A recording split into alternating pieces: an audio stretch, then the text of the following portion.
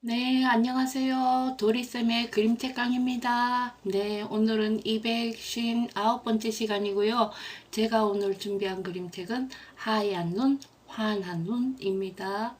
하얀 눈, 환한 눈은 1947년 작품입니다.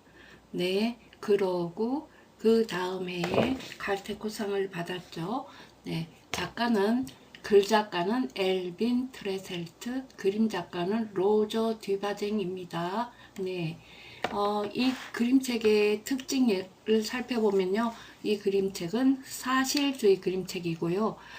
그리고 글작가인 엘빈 트레셀트의 시가 먼저 생각나서 시를 쓰고 그 다음에 이야기를 만들어 갔다는 그림책이거든요. 그래서 시와 이야기가 혼합되어 있습니다. 장르가 혼합되어 있는 거죠.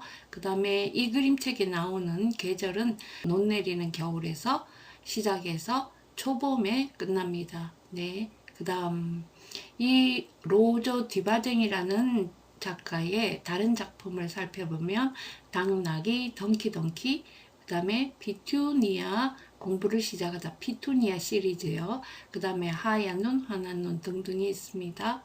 내용입니다. 하얀 눈, 환한 눈이 밤새 내리는 모습이 시로 표현되어 있지요. 우편 집배원은 하늘을 보며 눈이 내릴 것 같다고 하고, 농부는 냄새를 맡으면서 눈이 올 것 같다고 하고, 경찰관은 몸이 으슬으슬하여 눈이 올 것 같다고 했어요.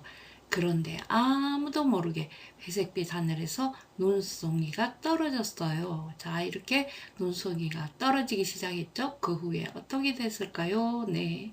친구들은 하늘이 어떤 모습을 가질 때 눈이 내리는지 알고 있나요? 네. 하늘이 약간 거무리거뭇하고요. 흐릿흐릿하면은 혹시 눈이 올라 그러나? 이런 생각이 들지요. 눈이 많이 내리는 지역에서는 주민들이 눈 올 것 같다? 이런 것을 알고 계세요. 네.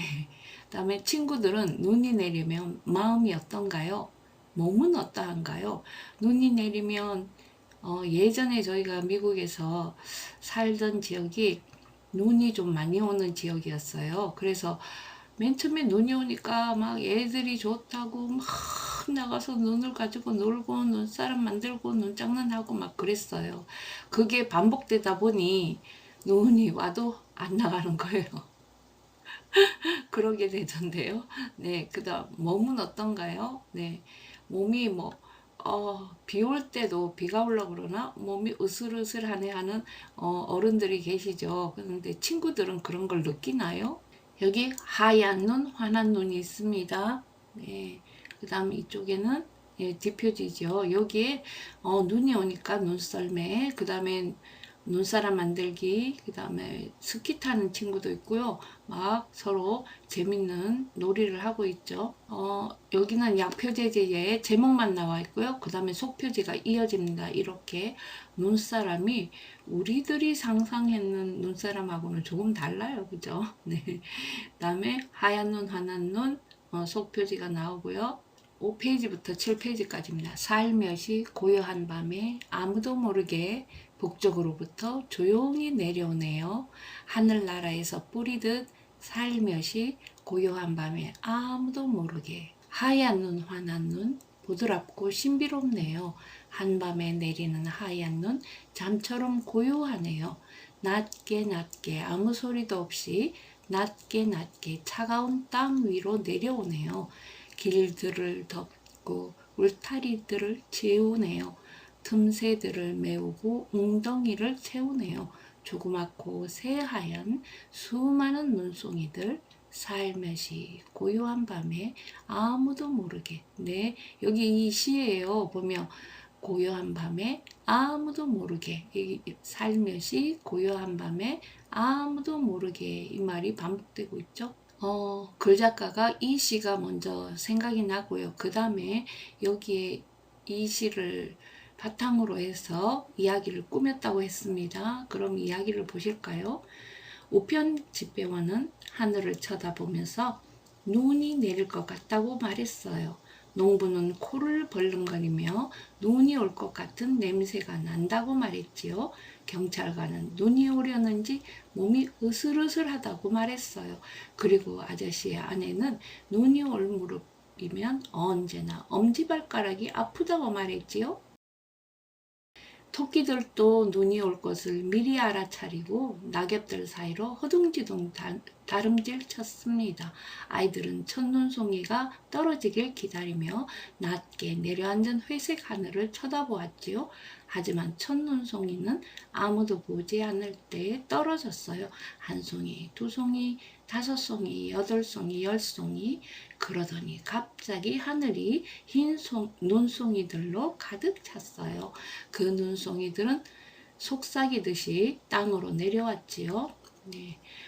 우리 큰애가 어렸을 때는 스케치북 하얀색이잖아요. 그걸 보고 눈 오는 풍경을 그리라는 거예요. 그런데 그렇게 되면 아이들이 고정관념이 뭐냐면 하늘은 하늘색으로 칠하고 그 위에 이제 눈송이를 하얀색으로 이렇게 떨어뜨렸어요. 지금 이 책을 처음 이제 펼친 순간에 제일 이제 생각나는 게 그거였어요. 하늘이 회색이네. 눈이 올 때는 회색빛 하늘이 된다는 게 표현되어 있네. 너무 좋은데? 이렇게요. 우편집배원은 얼른 고무장화를 신었습니다. 농부는 넛가래를 가지러 헛간으로 걸어갔지요. 경찰관은 외투의 단추를 꾹꾹 다 채웠답니다. 아저씨의 아내는 기침약이 있는지 약장을 열어보았어요. 아이들은 눈송이를 혀로 받아먹으려고 하면서 웃고 춤추며 마냥 즐거워했어요. 토끼들은 땅 밑에 있는 따뜻한 굴 속으로 숨었지요. 점점 더 빠르게 눈송이들이 몰려오면서 온 세상이 하얀 세상으로 변해갔어요.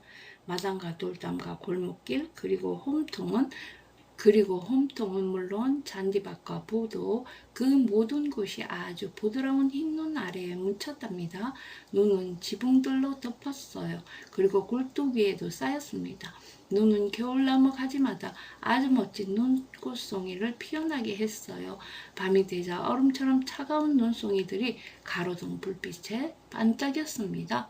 우편집배원은 미끄러져서 눈덩이에 빠졌답니다. 농부는 집에서 외양간까지 길을 내려고 눈을 치우고 있었지요.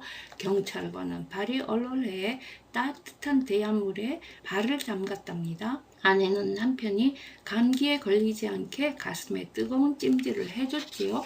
토끼들은 눈 덮인 땅 아래 포근한 굴 속에서 깊은 잠에 빠진 채 뒤척였어요. 아이들은 눈 덮인 지붕 아래 푹신한 침대에서 눈으로 만든 집과 눈사람 꿈을 꾸었지요. 성에는 조용히 유리창에 성에꽃을 피우고 있었습니다.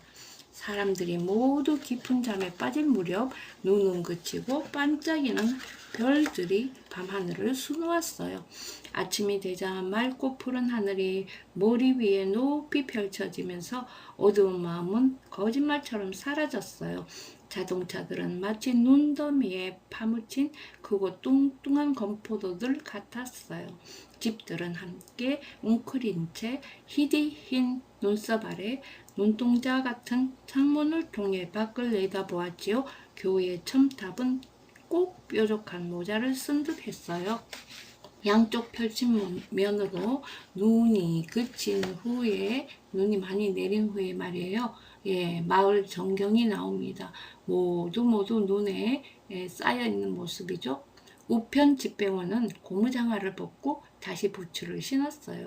농부는 눈빛으로 환해진 외양간에서 소젖을 짰답니다. 경찰관은 몸이 으슬으슬해서 침대에 누워 있었습니다. 아내는 흔들 의자에 앉아 남편에게 줄 긴 털목도리를 짜고 있었지요. 토끼들은 발이 푹푹 빠지는 눈밭에서 우스꽝스러운 발자국을 만들면서 뛰어다녔어요. 아이들은 눈사람과 눈으로 된 집과 눈으로 된 성을 만들고 나서 신나게 눈싸움을 했어요. 바람이 나뭇가지에 쌓인 눈을 털어냅니다. 그 사이 지붕에서 녹아내리던 눈은 긴 고드름을 타고 똑똑 똑똑 물방울이 되어 떨어집니다. 날마다 해는 점점 더 이글거리고 그럴수록 눈은 더 많이 녹아내립니다. 눈이 쌓였던 들판에 군데군데 진흙땅이 보입니다. 눈이 녹아 흘러내리는 소리와 축축한 흙냄새가 따스한 공기 속으로 퍼집니다.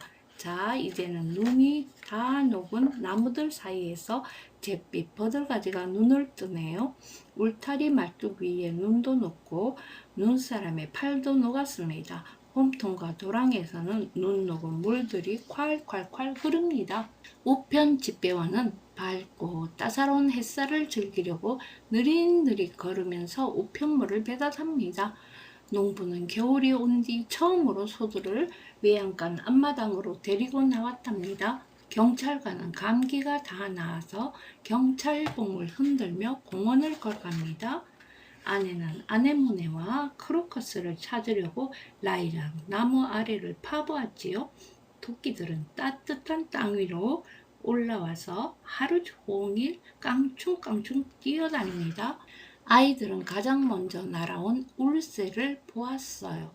울새는 이제 정말 봄이 왔다고 지저귀고 있었지요. 자, 오늘 이야기는 여기까지인데요. 대화가 나오거나 이러는 거는 아니고요. 계속 이제 설명체로 계속해서 써내려갔죠. 시처럼. 네. 오늘 이야기는 어떠셨어요? 1940년대로 거슬러 올라가서 네, 아주 그때의 그 풍경, 아주 환경이 깨끗해서 눈까지 받아먹을 정도의 그 풍경을 한번 느껴보셨나요? 네, 저는 또 다음 주에 찾아뵙겠습니다. 고맙습니다.